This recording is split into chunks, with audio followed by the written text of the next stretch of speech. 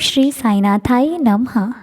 जब भी कोई त्यौहार आता है तो हमारे मन में एक उत्साह सा होने लग जाता है, एक खुशी सी होने लग जाती है और उस खुशी के साथ साथ कुछ सवाल भी होते हैं मन में कि हमें आखिर बाबा की पूजा कैसे करें, इस बार कुछ नया क्या करें, कैसे करें कि बाबा हमसे प्रसन्न होकर हमारे पूरे परिवार पर बाबा की कृपा बनी रहे। तो चलिए आइए इस वीडियो के माध्यम से अपने आपस में हम थोड़ी सी बातें करते हैं और हम ये सोचते हैं कि रामनवमी पर हम क्या करें, है ना। हर त्यौहार हम बाबा के साथ मनाते हैं, होली हो, दीपावली हो, रक्षाबंधन हो, कोई भी त्यौहार है, बाबा के बिना हमारे सारे त्यौहार अधूरे हैं। त्यौहार भी बाबा के साथ मनाने पर और अधिक अच्छा लगने लग जाता है। तो अब आ रहा है रामनवमी का त्यौहार। रामनवमी का त्यौहार हमारे लिए बहुत बड़ा है और इस रामनवमी पर आइए हम एक दूसरे से बात करते हैं किस प्रकार करेंगे हम अपने साईं बाबा की पूजा, किस प्रकार बुलाएंगे हम अपने बाबा को अपने घर, है ना। तो चलिए अब बात करते हैं कि रामनवमी पर किस प्रकार होगा पूजन। तो रामनवमी 17 अप्रैल की पड़ रही है। 17 अप्रैल को रामनवमी का त्यौहार मनाया जा रहा है, 17 अप्रैल को। तो मन में बहुत कुछ करने की इच्छा है, अभिलाषा है कि बहुत कुछ करेंगे। तो मैं आपको दोनों तरीके से बता दूंगी जो मेरे लिए ठीक है, और मैं आपको बिल्कुल इजी तरीके से बताऊंगी ताकि आपको करने में कोई प्रॉब्लम ना हो, ठीक है। तो सबसे पहले तो कई बार क्या होता है, हम करना तो बहुत कुछ चाहते हैं पर कुछ चीज़ें हमारे आसपास मिलती भी नहीं हैं, हम उन्हें ला भी नहीं सकते। तो जितना है उतने में ही पूजन कई बार करना पड़ता है। तो ये मैं उन लोगों के लिए बता रही हूँ, अगर आप जहाँ पे रहते हो अगर वहाँ पे कुछ ना मिले तो जो जितना मिल रहा है ना उतने में ही आप बाबा का पूजन कर देना, क्योंकि बाबा सब जानते हैं, भगवान से कुछ नहीं छुपा, है ना। आपके भाव देखते हैं वो, आपका प्यार देखते हैं वो, और आप किस प्रकार किस भाव से कर रहे हो, बस उनको तो उससे मतलब है। कितना कर रहे हो इससे उनको कोई मतलब नहीं है। तो सबसे पहले सबसे ज़रूरी चीज़ आप एक ज़रूर करना कि रामनवमी से पहले या फिर रामनवमी वाले दिन ही आप अपने मुख्य द्वार पर तोरण ज़रूर बांधना। अब तोरण क्या होती है कुछ लोगों को नहीं पता। तो जो फूल होते हैं और आम के पत्ते होते हैं ना, उनको पिरो कर बनाई जाती है एक लंबी सी माला कह लो।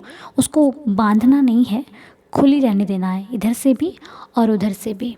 एक धागे में फूल और आम का पत्ता, फूल और आम का पत्ता, फूल और आम का पत्ता के साथ एक तोरण बना लेनी है जो मुख्य द्वार पर आपने लगा देनी है, क्योंकि तोरण लगाना एक बहुत शुभ संकेत होता है। कुछ घरों में तो आपने देखा होगा यूं ही लगी रहती है, त्यौहार हो या ना हो। हमारे घर पे जब कोई पूजा होती है तो लगाते हैं ना, पंडित जी कहते तोरण बांध दो। तो तोरण का बांधना अच्छा होता है। आप अपने मुख्य द्वार पर रामनवमी वाले दिन तोरण ज़रूर बांधिएगा। अगर आपके पास कोई गाड़ी है तो उस पर भी लगा दीजिएगा, ठीक है, छोटी सी या फिर जैसे भी आपको अच्छा लगता है आप लगाइएगा। ये एक अच्छा संकेत होता है अगर आप लगाते हैं तो। और उससे बड़ी बात है कि संकेत को लगाने से आपका मानना भी ज़रूरी है। जैसे हम कहते हैं ना ये चीज़ अच्छी है, तो वो अच्छी तो है लेकिन आपको मानना भी चाहिए कि वो अच्छी है। जब आप मान लोगे तो वो और अच्छी हो जाएगी, ठीक है। तो पूरे भाव के साथ लगाइएगा। आपके मन में किसी भी प्रकार की कोई ईर्ष्या भेदभाव नहीं होना चाहिए। भगवान के कार्य को करते समय मन में किसी के भी प्रति कोई जलन, कोई ईर्ष्या, कोई गलत विचार नहीं होने चाहिए। सबसे ज़रूरी बात तो पूजा में यही मायने रखती है। जहाँ पर प्रभु को विराजमान होना होता है वो जगह बिल्कुल साफ़ होनी चाहिए, यानी कि हमारा मन। जब मन ही साफ़ नहीं है तो हम कैसे पूजा करेंगे। इसलिए सबसे पहले जहाँ वो विराजे हुए हैं, जहाँ वो बैठे हुए हैं, उस मन का साफ़ होना बहुत ज़रूरी है। इसलिए जो भी कार्य आप करते हो उसको साफ़ मन से करोगे तो देखना आपके रास्ते में कभी कोई रुकावट आ ही नहीं सकती।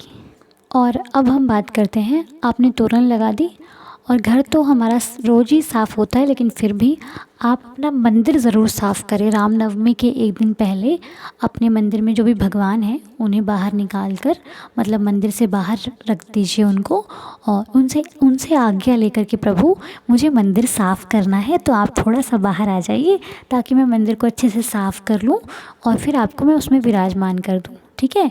ऐसे कहकर फिर उन्हें बाहर रखकर आप मंदिर को अच्छे से साफ़ करके फिर उनको वहीं पर विराजमान कर दीजिए भगवान जी को, क्योंकि वो तो सब जानते हैं ना। तो मंदिर को साफ़ ज़रूर कीजिएगा। त्योहार से पहले आपका मंदिर ज़रूर साफ़ होना चाहिए। तो अपने मंदिर को अच्छे से साफ़ करके, अगर आप कुछ उसमें डेकोरेट करना चाहते तो वो भी कर दीजिए, अच्छी बात है।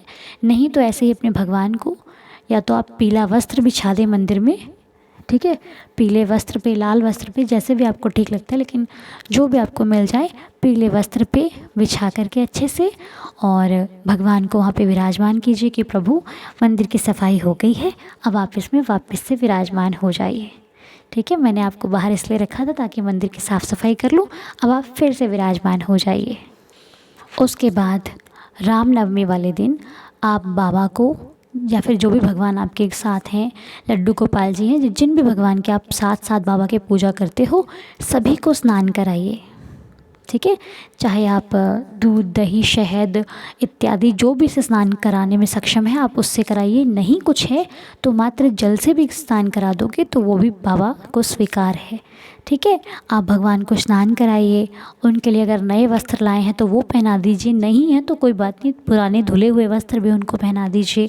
इत्र लगाइए, है ना, पगड़ी पहनाइए बाबा को, और मुकुट है तो मुकुट पहना दीजिए। चंदन का तिलक कीजिए साईनाथ के माथे पर, और उनके चरणों पर तिलक करके वही अपने माथे पर लगा लीजिए। और उसके बाद बाबा की आरती कीजिए, ठीक है। आरती करने के बाद अगर तो आपके पास समय है तो कोई भी पाठ, चाहे साईं साईं के नाम का जाप कर लीजिए। बाबा को भोग में आप कुछ भी लगा सकते हैं, कुछ भी अगर आप अपने हाथों से बनाकर खिलाते हैं वो तो अति उत्तम है, बहुत ही ज़्यादा अच्छी बात है। अपने हाथों से बनाकर उनको अगर कुछ खिलाओ, नहीं समय है तो आप बाहर से भी मिठाई लाकर बाबा को भोग लगा सकते हैं, ठीक है। उनको भोग लगा दीजिए। उसके बाद अगर आपके आसपास में साईं मंदिर है या फिर कोई भी मंदिर है, भगवान जी का मंदिर है, तो मंदिर ज़रूर जाएं, माथा टेक कर आएँ। नहीं समय है तो फिर चिंता की बात नहीं, अपना घर ही मंदिर है, मन ही मंदिर है, भगवान सब जानते हैं। हो सके तो ज़रूर जाइए, ना हो सके तो भगवान को सब मालूम है। अगर मंदिर ज़्यादा दूर है तो हम क्या कर सकते हैं ना। और ये सब करने के बाद आप हो सके तो किसी एक व्यक्ति को, क्योंकि हमारे बाबा को तो सबसे प्रिय यही चीज़ है ना, हो सके तो रामनवमी के दिन आप अपने हाथों से किसी एक व्यक्ति को कुछ ज़रूर खिलाएं, अन्नदान ज़रूर करें। नहीं ज़्यादा करें, एक व्यक्ति को करें। व्यक्ति ना मिले तो जो हमारे ये बच्चे होते हैं ना बाहर गली में, स्ट्रीट डॉग्स जो होते हैं, जो भी, उनको ही कुछ खिला दीजिए, ठीक है। उनको ही कुछ खिला दीजिए। उन्होंने, क्योंकि जब हम मजबूर हैं, हम कहीं आ जा नहीं सकते, तो जो जहाँ पर है उन्हीं को खिला करके भगवान से कहिए, प्रभु मेरी हाज़िरी स्वीकार करना, रहम करना, दया करना। उसके बाद आप शाम को ना दीप ज़रूर जलाना, बहुत अच्छा लगता है। दीप होते हैं ना, दीपक, वो ज़रूर प्रज्वलित करना। चाहे आप 5 करो, 9 करो, 11 करो, 21 करो, जितने भी आपकी श्रद्धा है उतने दीपक ज़रूर लगाइएगा। ज़्यादा ना हो तो 5 दीपक लगाइएगा।